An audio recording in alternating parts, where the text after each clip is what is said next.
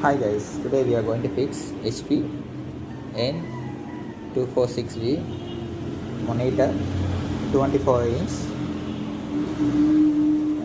no input signal when we plug into the laptop from HDMI cable.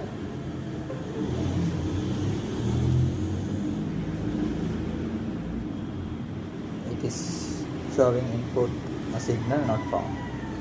Let's repair and see.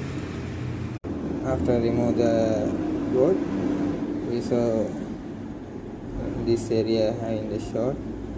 I think this is short coming through this chip.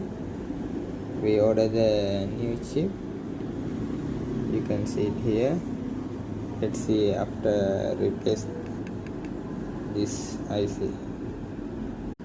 We remove the IC and we are going to fix the new one. We replace new IC. This is the old one. Let's see after assemble the monitor.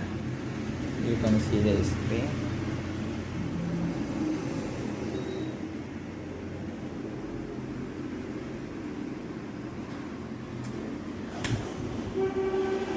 See, now the screen is HDMI port is working. You can see it here. Let's connect through the HDMI. Thank you for watching. Please like and subscribe our YouTube channel.